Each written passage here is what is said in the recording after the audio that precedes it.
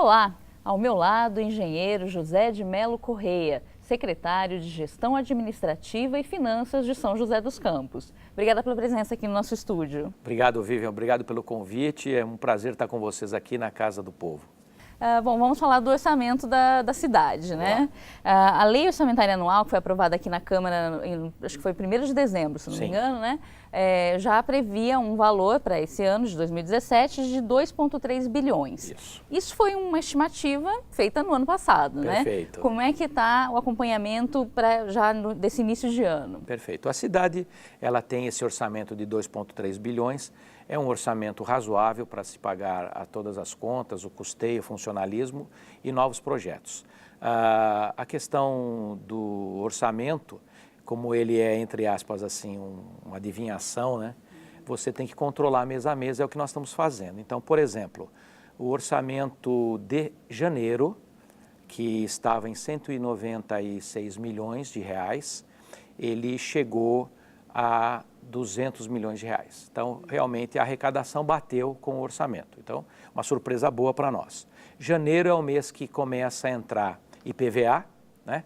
Começa a entrar outros tributos e nós, claro, entendemos que temos que também observar os gastos em cima deste orçamento. Mas o orçamento de 2,3 bilhões é um orçamento que já se repete também, se eu não me engano, em 2015, tivemos um valor próximo e é um valor que demonstra uma certa estagnação no Brasil, né? Não há um aumento de receita nesses 2 últimos anos. E em fevereiro começa a entrar o IPTU. Isso. Né? Qual é a previsão de arrecadação? Em fevereiro, a partir do dia 20, o IPTU é um imposto próprio, independe de repasse de qualquer outro órgão estadual, federal. Então, como é um imposto próprio, ele vem diretamente para os nossos cofres. Nós temos a ideia e previsão de uma arrecadação de 193 milhões de reais para o IPTU. Então, acreditamos que de 30% a 40% da arrecadação do IPTU acontecerá em fevereiro. O pagamento à vista tem um desconto de 7,5%. Então, as pessoas têm interesse, uma boa parte da população tem interesse de quitar já em fevereiro isso. E depois nós temos, caso não seja quitado em fevereiro, nós temos 8 meses de recolhimento, vai até setembro e nós, claro, cada parcela que entra, ela é contabilizada no mês próprio para os gastos do mês. No caso do IPVA, que ele é concentrado em janeiro, fevereiro e março, nós separamos uma parte dessa verba para que ela seja gasta nos outros meses. Não dá para você receber em janeiro, fevereiro e março e falar, nossa, estamos bem, né? E depois deixar de ter esse recurso. Então, nós fazemos uma reserva e vamos gastando durante o ano. Essa estagnação ou até uma pequena queda, né, na arrecadação, ela tem um impacto na capacidade de investimento do município. Né, nós vimos nessa última lei orçamentária um aumento no empréstimo, né, na operação de crédito, como é chamada. Né? Isso ocasiona um certo endividamento no município? Sim, sem dúvida. A questão é que os investimentos são limitados praticamente a 5% do orçamento. Então, quando nós falamos um orçamento de 2,3 bilhões, nós estamos falando aí de 100 e poucos milhões de reais de investimento. Investimento é tudo aquilo que se faz de novo. Então, uma nova avenida, equipamentos para trânsito, uma nova UBS ou qualquer outro equipamento que seja novo. Então, 5% é bastante limitado, né? Você tem uma grande parcela com o funcionalismo, né, com a folha de pagamento, uma outra parcela com o custeio, que significa todos os contratos que nós temos de manutenção da cidade e todos os atendimentos, tanto das secretarias de saúde como educação. Então, sobra muito pouco para o prefeito gastar nesse valor de 5%.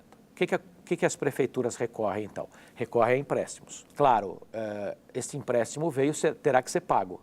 E terá que ser pago ao longo de muitos anos, amortizados, mas todo esse projeto ele é estudado para que a prefeitura tenha capacidade de quitação. Então, o endividamento ele é obrigatório, não só nos municípios, como nos estados e o próprio país.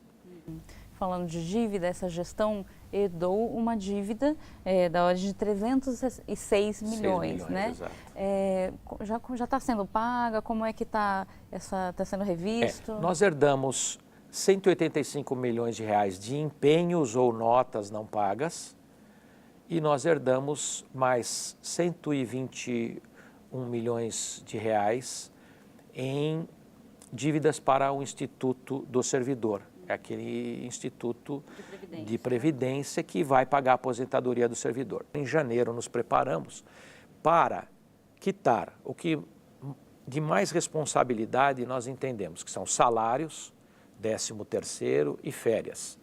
Não só do funcionalismo público, mas como das fundações, como das organizações sociais e do terceiro setor. Então, nós fizemos e repactuamos e pagamos a maioria dessas dívidas e hoje já amortizamos por volta de 25 milhões de reais.